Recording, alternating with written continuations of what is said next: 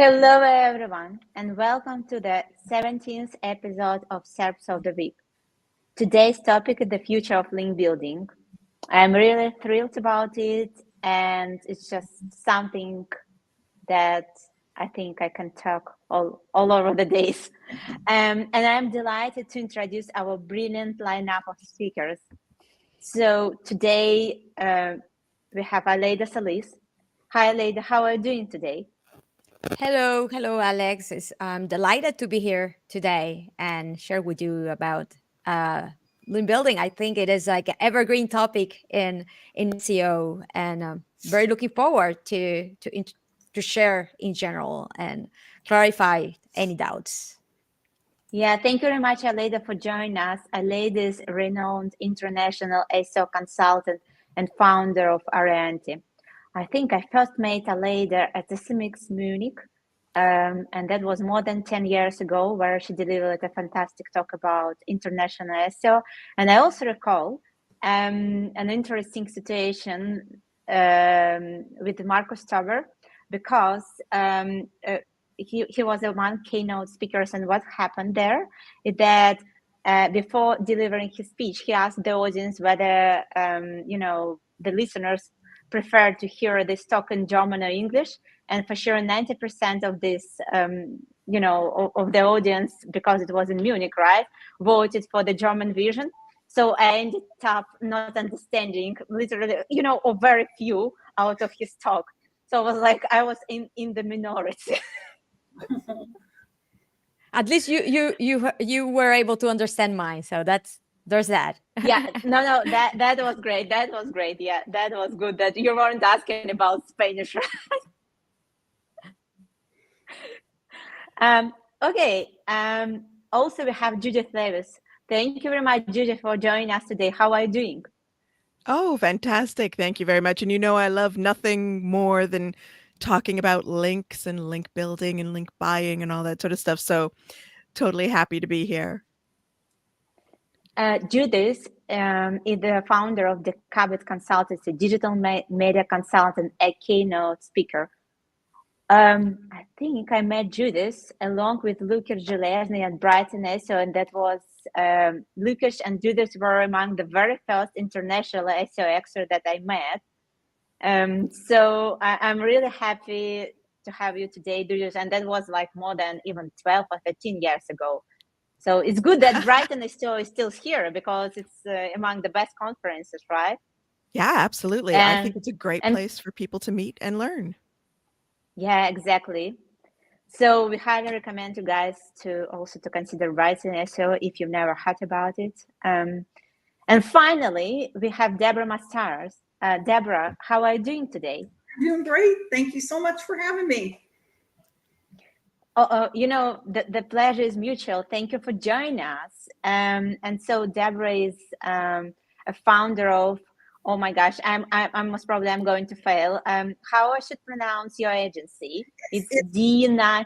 Yes, no, it's Deniner Media. It's the first two letters of my name, then 9 letters, and the last 2 letters of my last name. Oh, that is very interesting. You're kind of very smart. You're right, Judith. It's just different. So very nice. I had for years back was Alliance Link. I just didn't want to use it anymore, and things have changed for me personally and professionally. So I just wanted to start it. Yeah.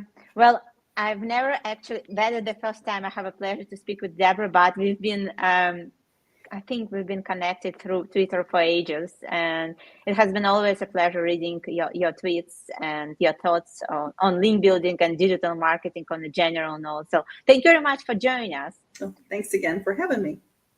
Well, and finally, I'm thrilled that we have this panel discussion only with ladies, right? Because I think, knowing, right, the number of male and female and the distribution in our industry is especially delightful to be here on the panel, right, with you ladies. So thank you very much for joining us. And I think the first question that I have, since we discussed this, right, before, the stream started, because Gary, right, he mentioned that link building, right? Links, well, actually links is no longer among the top ranking factors. And this happened at PubCon, right? So I just want to ask your opinion on this, right? Because, you know, Google claimed this, and obviously Gary, he represents Google, right? So what are your thoughts on this? Who wants to start? Who heard him say it live? Anybody? Anybody? Because I wasn't at PubCon. Debra. Yeah, you weren't. Aleyda then, maybe. I think that none of us were at PubCon, but this was documented. This was covered by a few publications, indeed. And what I believe that we should think about is what sparked Gary's answer, right? Like, context here is important to understand a little bit the intent of the answer at the end of the day. In general, we need to understand that Google, on one hand, what they want to incentivize from SEOs in general is that they focus on creating quality experiences, content in a way that doesn't manipulates their algo. We know that with the years, along the years, this has become something a little bit more difficult to do, of course, and machine learning, etc., etc. And potentially, why not? Maybe, indeed, because of all of the signals that they are using, why we shouldn't believe them at the end of the day. Maybe, yes, links are not necessarily among the top 3, because he mentioned the top 3 or something like that. Even if that is true, that doesn't mean that links are not important. We need to understand that links are, at the end of the day, how the web works. Is the building blocks of the web first. Why, in the first place, backlinks or links in general were used by Google as a ranking factor? And even if they are not necessarily like the top 1 as it was, because they have access to much more information, and why links should continue or playing a role that is important in an SEO process and is way beyond just what is confirmed to be a ranking factor or not, right? We know that when we promote our websites to get backlinks in a way that is relevant, that is aligned with our branding, with the purpose of our website, tends to get a lot of benefits. One being a signal that Google takes into account, maybe not as the top 3 things anymore, but we know that is taken into account, and that's a confirmation at the end of the day. When he says it's not in the top 3, at the end of the day, is also a confirmation that it's still being taken into account too. So this is how I read. Like, we need to know how to read between lines too, right? And then on the other hand is about the final goal of backlinks, that is not merely a rank, like a signal that we should try to develop on, but the role that it plays into growing our website authoritativeness, visibility as a brand, overall. Right? Indeed. And as a potential, let's say, outcome of many other actions that we take to promote our brand, like digital PR, for example, community management or building, for example.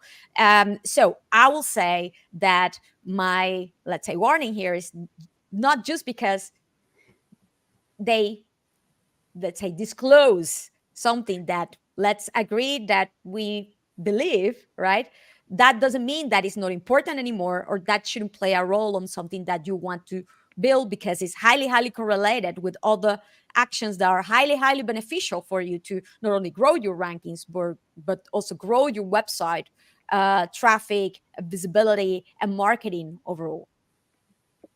Yeah, it makes perfect sense to me. I just want to add that, you know, we all know that Google tends to tell something, then changes, you know, they might change their mind. It happens as well.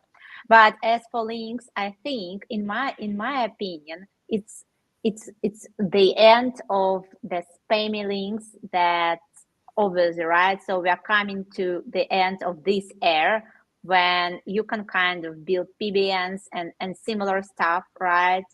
And can easily trick Google, right, in some way, just manipulate their algos, and we are coming to a new age of building, very meaningful links in terms of not only SEO value, right, but also in terms of, the signal that are coming from a side of a brand, I would say, right, that will define your brand, differentiate your brand, and helps a search engine, right, to tell, oh, now I understand that you are an apple or you are an orange, right? Judith, what do you think? Well, Yeah, like, go what ahead. would happen if if you got dropped by Google tomorrow, or if the search engines disappeared? Links would be, because they were back when I started getting online.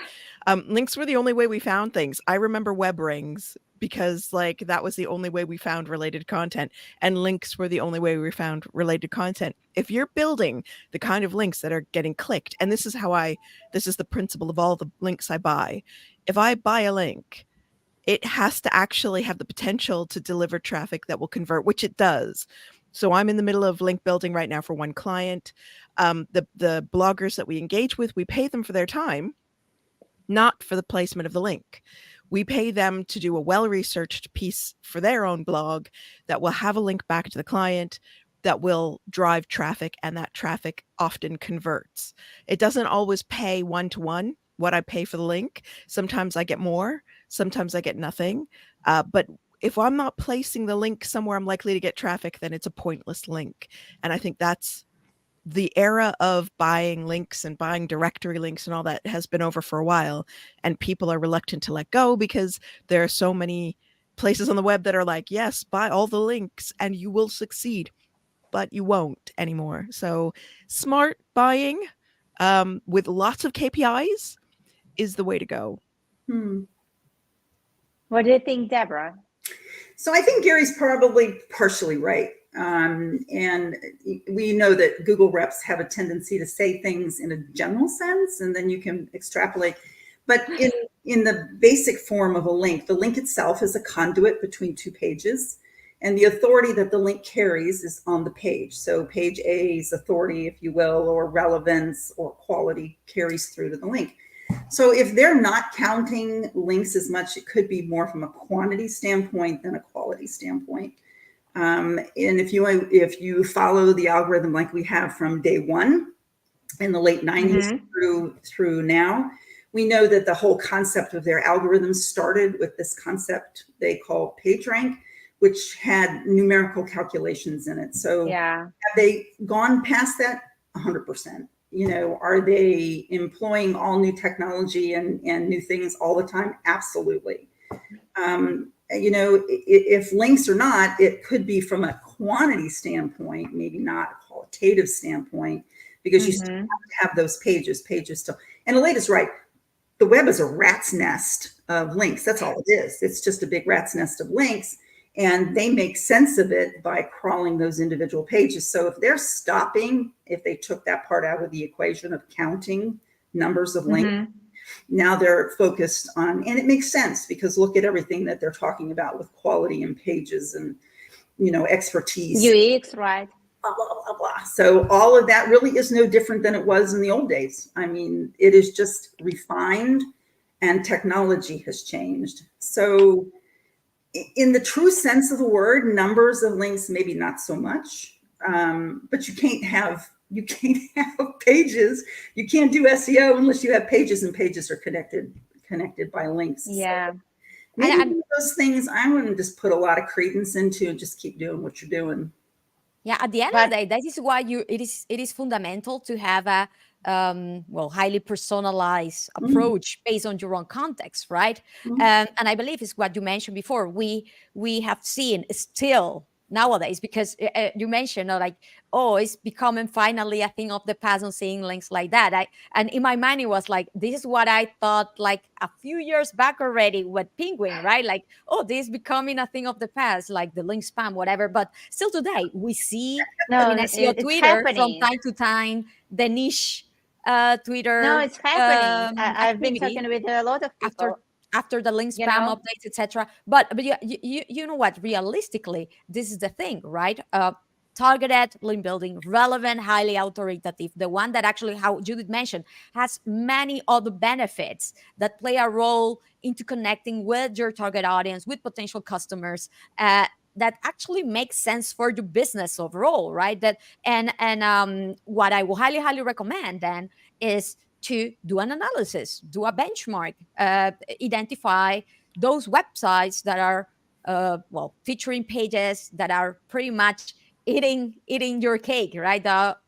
Ranking for those queries that you really want to run for in top positions, and take a look at which are the backlinks that are likely playing a role in the rankings, bringing meaningful traffic from highly authoritative websites, from relevant, important websites from their actual industry. So it's not about trying to close a gap of, they have 1 million backlinks, I have one, but I need to build all of this many hundreds of thousands of you will backlinks. be But it's amazed about how indeed. many people approach this exactly in that way.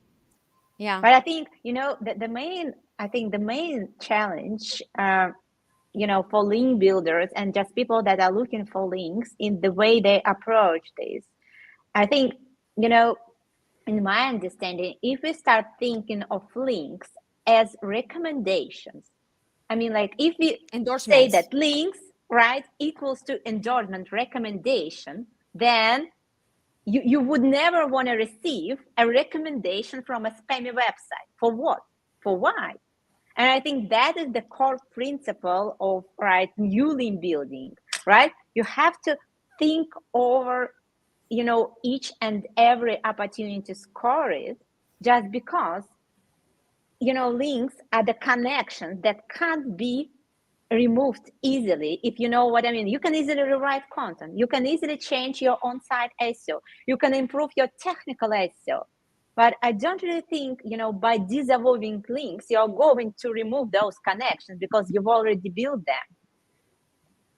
Yeah. What do you think about just kind of, I mean, like the current state of link building and the way people approach this most probably versus the way we'd love to see it, right? As marketers, most probably, not as link builders, right? Because I don't really think I'm a link builder, because I look at things at a completely different level. Yeah, I've seen good links go bad, and not in a penalization way, but international SEO way, where I've seen great links coming from like really relevant sites that are exactly what the client wanted, really, positive links, but that tipped the balance in certain countries and made the wrong country rank. So that, in the UK, we had the Indian website ranking. In India, the UK one was ranking. Then in Japan, we had the Canadian one ranking, and it was a real mess. And the other signals seem to be being overcome by these amazing, really beautiful, really relevant links from industry bodies.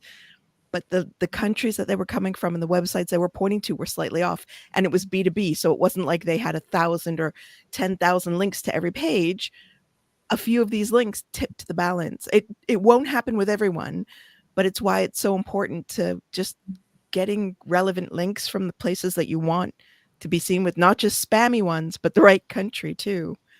Yeah, exactly. What do you think, Debra, about this?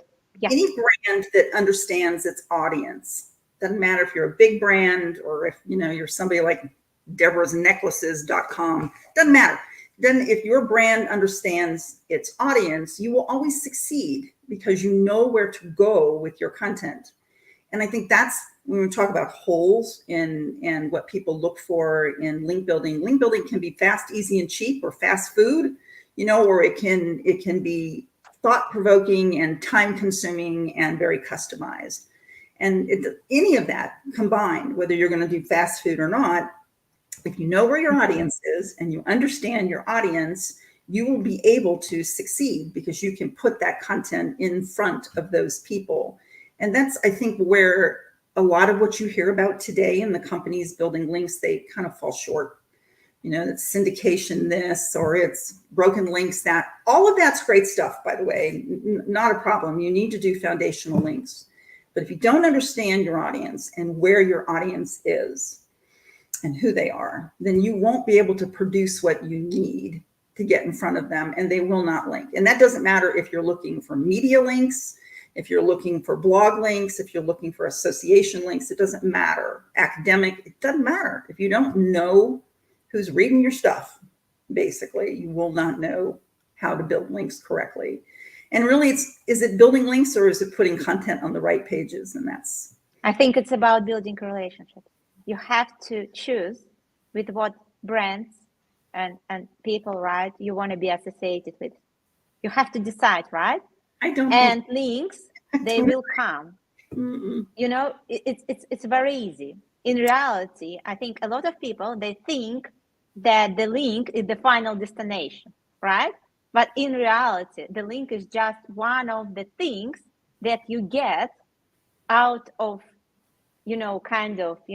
building up. Either you can tell a community or, basically a network of partners. You can tell, describe it in different words, right? And I think that is the right way to approach this. So link building itself doesn't have much future in my understanding, but maybe you can share your perspective.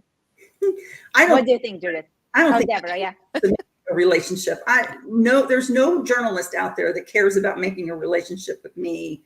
I'm interested in getting to know that individual, but it's not a two-way street there. What they want is what you can provide of value. And if you can provide content of value, information of value, visuals of value, then you will succeed. So it's really about what you have more than anything. I don't think they care to make a relationship. No, I agree about journalists, but that's not the only type of link that you can build, right? So, yeah. I mean, there are tons of other links, links from other, brands. I mean, for sure, getting, links on media outlets is great, but let's be honest, how many links do you need there? You can buy them at the end of the day, really well, I don't really recommend, I don't really promote, right? Paying to journalists in a straightforward way, but you can find a way to, negotiate things, please them, right? With the right, either I know some companies that are organize some kind of events for journalists. So whatever it is, right? In different ways, getting those links, right? And that is very much it. So I think that a relationship's important. I do have relationships with not detailed, in-depth relationships, but I do have journalists that care about me and would care if I lived or died, and actually check up on me. So there is the potential to have a relationship with a journalist. I deal a lot with bloggers. I have to have a relationship with the blogger because I have to be able to help them with their own SEO. I have to be able to help their blog. I have to be able to help them help me. So if I don't have that relationship, they don't trust me. And without trust, there's no link. And they're more likely to give me a better deal and leave the article they've written for me on their homepage a little longer than if they had no relationship at all. So I think you can have a relationship with journalists, and a lot of PRs do. But for me, especially dealing with bloggers, I have to have that. I think that different angles on the relationship type of comment, right?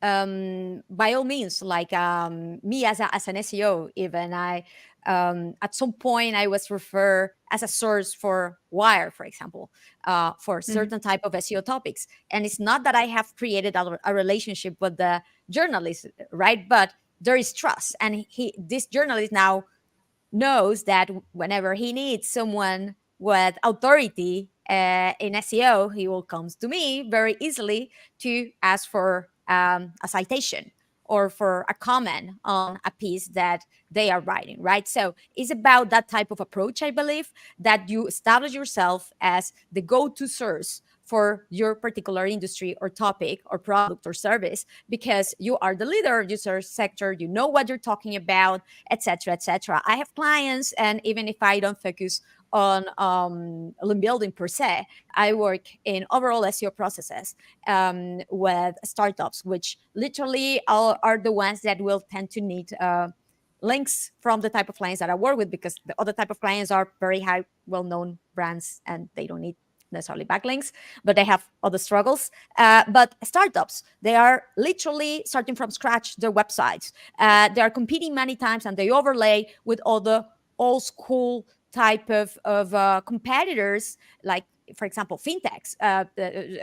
Yeah, sure. Right? Even if they don't offer necessarily exactly what they're offering, there is an overlay in services and queries, etc. And what they have done pretty much is to establish themselves as this new alternative to do X and Y in that very tricky, sophisticated industry, and work their way with, indeed, PR, journalists, creating assets that will, many of them for free, that will differentiate them, or freemium, that will differentiate them in this very competitive industry. And by promoting them with the community and doing PR around them is how they have been able to get the first coverage, right? And later on, it's much more easy for them to whatever giveaway they do, whatever promotion they do, to get coverage, because they already know the journalists, we're in touch with the journalists, or the not only journalists, like the publication, the niche publication or the industry publication that cover their previous news, or with the blogger that they already had a certain collaboration to promote whatever campaign they were doing before, right? So building this type of, let's say, connections, so it's much easier to promote whatever you want later on, and it's something that will only compound over time, right? So the hardest part is at the beginning. Later on, it will likely pay off, especially if they see that whatever you tell them or share with them is something of quality, it's not fluff. So this is what is actually very important, and I believe that key to success in whatever outreach you do. And I am also the recipient of a lot of spammy outreach, right? It's not only, and a lot of people focus on the communication, which is great, well written, relevant, right to the point, personalized, etc. But still, if the product or service or whatever reason they are getting in touch with me, right? it is terrible, it is low quality, sorry, I won't promote it, or I won't endorse it. I don't care how funny you were or how you got my attention, right? So at the end of the day, it's about the quality of what you're promoting too. Yeah, I couldn't agree more.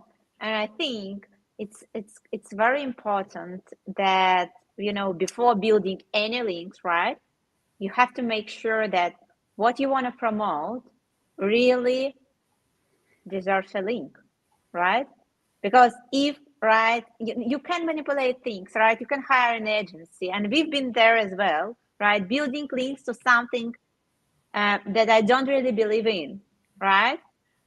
Now I try to be very honest with, our clients, potential clients, and tell them straight away whenever they, very persistent in terms of, basically their strategy. This is marketing. They should have a unique selling position, an advantage in the market. What is their advantage? And take it from there. I believe that at the end of the day, also link building is the activity in SEO that is more connected with real marketing. Yeah, in some ways, for sure, right? Like promoting and making something of the product, like to appeal to the public, rather than optimizing the technical configuration or creating content, etc. So I believe that there's a lot to do there in order to improve the messaging or optimize the messaging, and improve, of course, not only the message, but what you are promoting, the product itself, in a way that is attractive, right? And the angle that you're using to cover it, for sure. That can be translated, that is marketing, but can be translated very easily to what you use for link building. Debra, do you agree? There's no doubt. It's really hard when someone comes and they think their baby is beautiful, and you're like,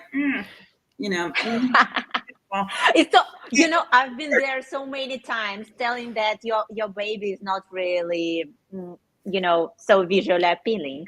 And I hate being that person that tells the truth, but I kind of feel that, you know, I have to actually stand out and tell this. Otherwise, the next thing that is happening, they're coming and blaming me in their failure, right?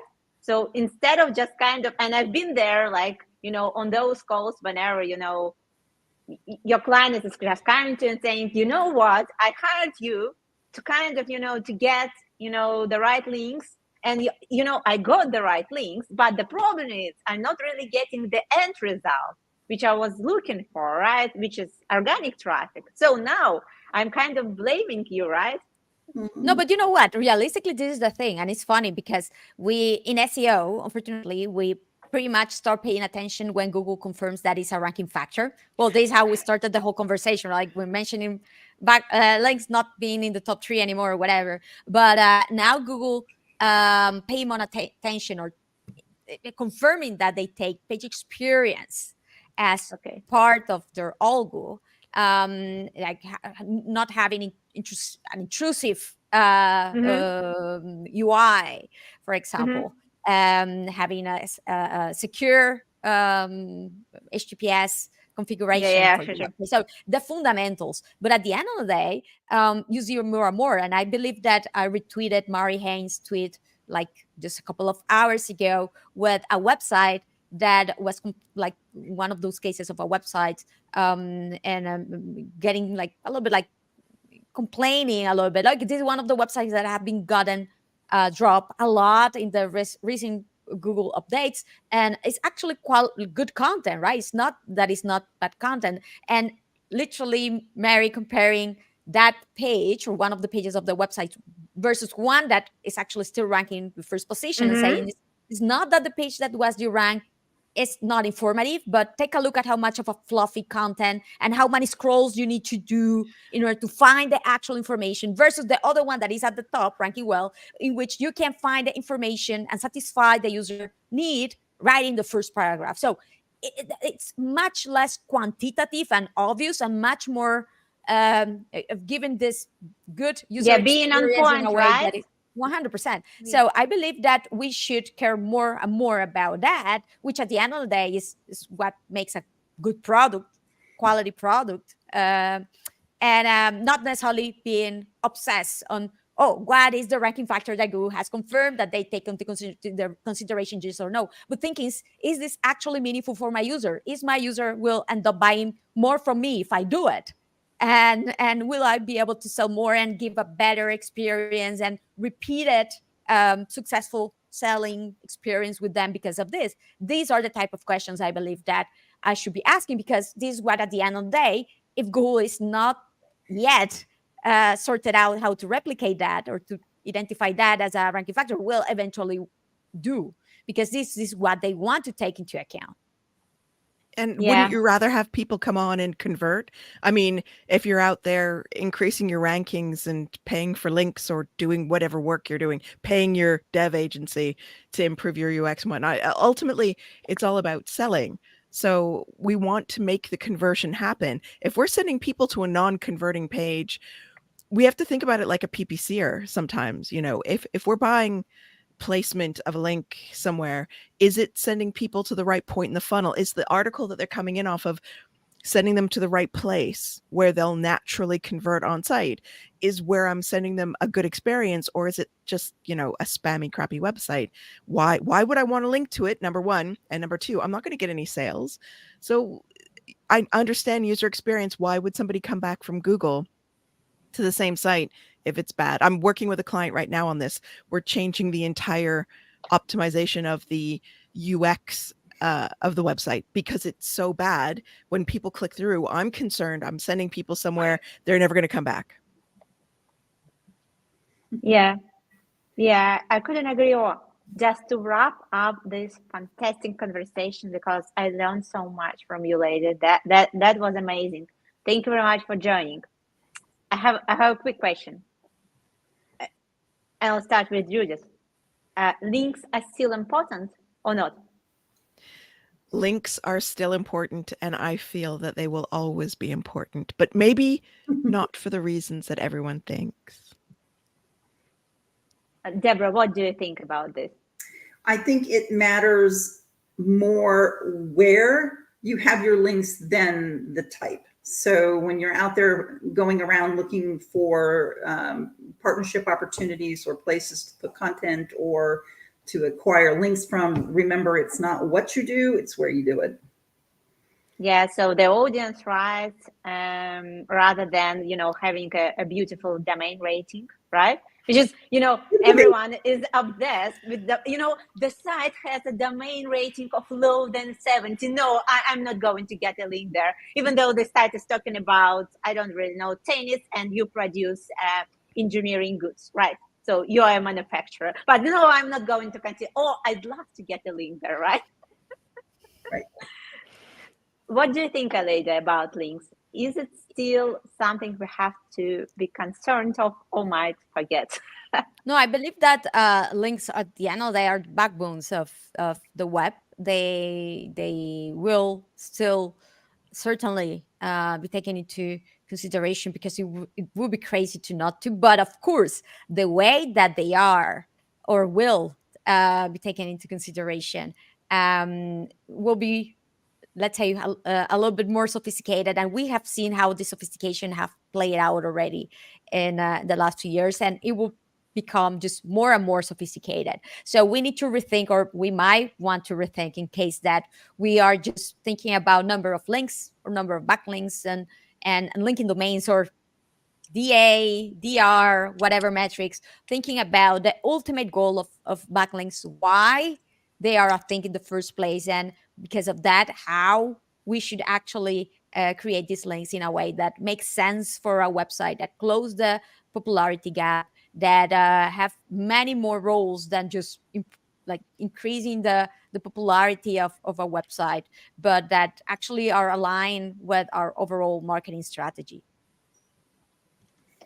Thank you very much, Aleyda. Thank you very much, Debra and Judith, for joining the conversation. It was a pure pleasure having you here, and I hope that we can make one more time all together, just maybe discussing something else next year. So thank you very much for being here, and hope to see you soon. Thank you so much. See you Thank soon. you for the opportunity. Bye-bye. Thank you. Bye-bye.